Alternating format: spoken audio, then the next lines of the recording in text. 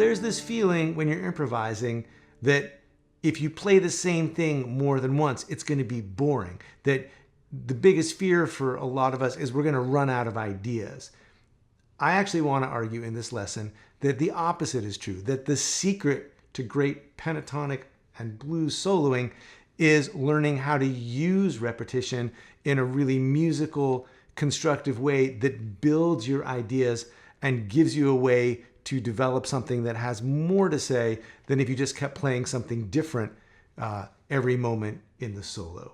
So in this lesson, we're going to look at a couple of really simple ways that you can start to use repetition to your advantage, just playing some simple blues licks over an alternating thumb in drop D tuning.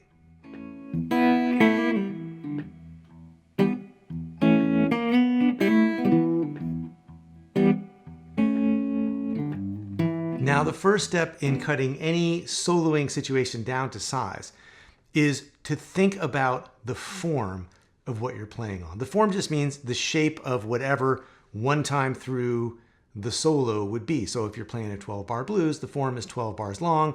It follows the chord progression of a 12-bar blues.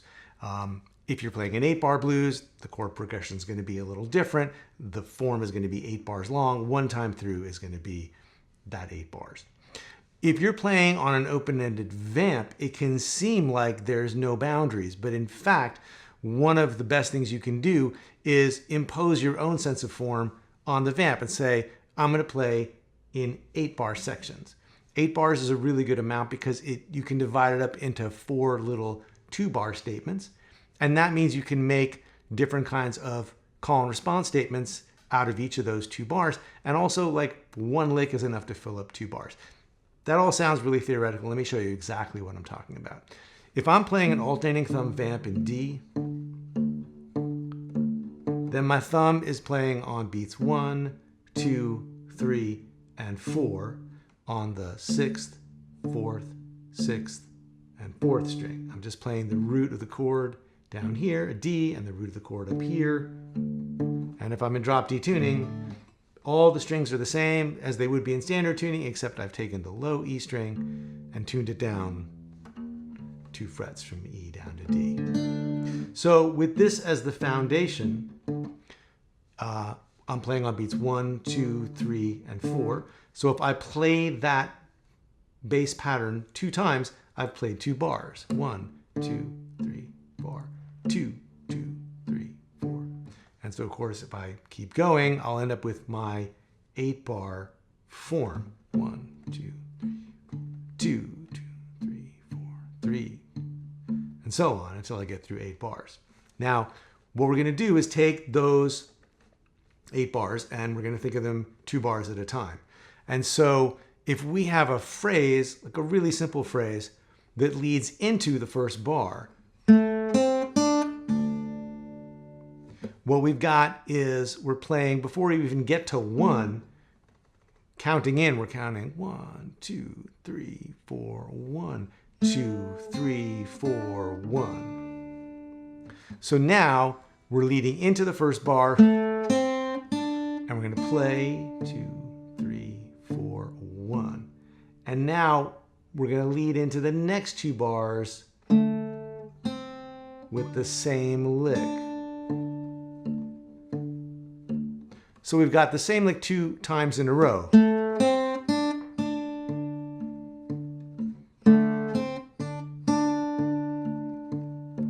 And it doesn't sound boring, and it doesn't sound repetitive. It sounds like more like a song. Like, that's more like what songs actually do, is they have phrases, and those phrases often repeat. Sometimes they move to different notes, but rhythmically you often have 2 phrases in a row with the exact same shape.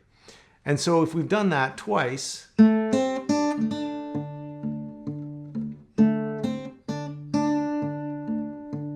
now it's probably a good time to vary things a little bit, and that can be really simple.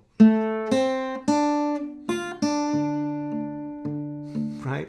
All I did was add in the flat third right on the downbeat and came back to the root. It's 1 note difference. But now it creates punctuation, and it creates, there's this sense of the idea. Here it is again. Are we going to have it a third time? No. We're going to have a change. And then maybe you could come back.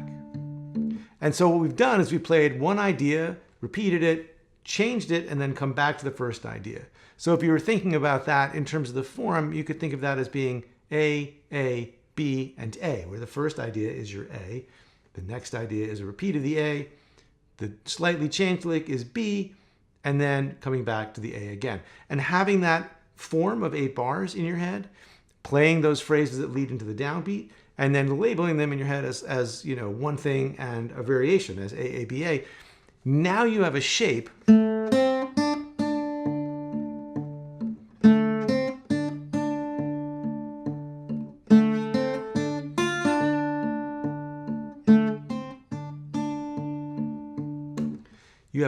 and you have an idea that you have a name and a handle for that you can carry around with you and use however you want. Any lick could be the A lick. And if so, we've now solved 6 of the 8 bars of our 8 bars that we got to fill up, because we're going to use that lick 3 times.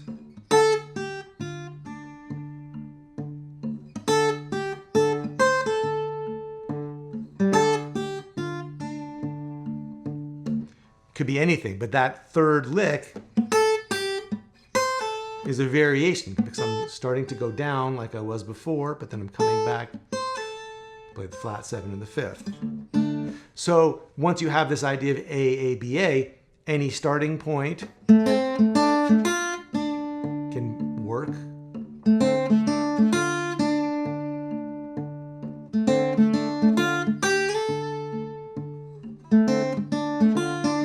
And that B lick could be completely different. It doesn't have to be a variation on the A lick.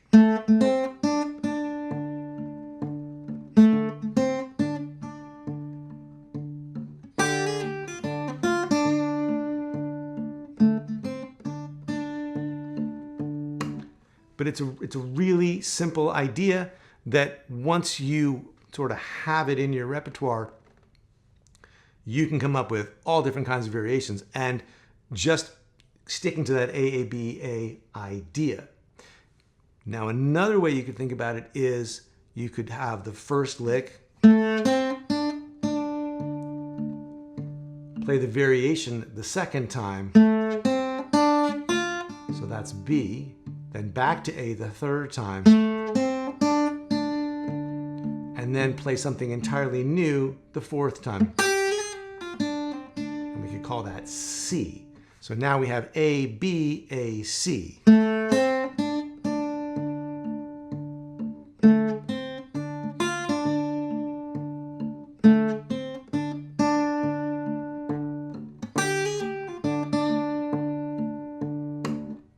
So that's 2 different ways to think about it. And now the ABAC is another kind of container that you can carry around with you and go, oh yeah, if I have an idea and a variation, I just need something cool to play at the very end to kind of tie a bow on it and wrap it all up before I get to the end of the 8 measures. And that's really the whole idea.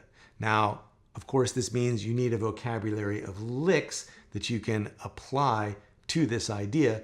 And I've done some other lessons here on the channel where I've talked about how to take specific blues rhythms and combine it with the blues scale or the pentatonic scale to start to build your own vocabulary of licks. And I'll put some links to those lessons down below.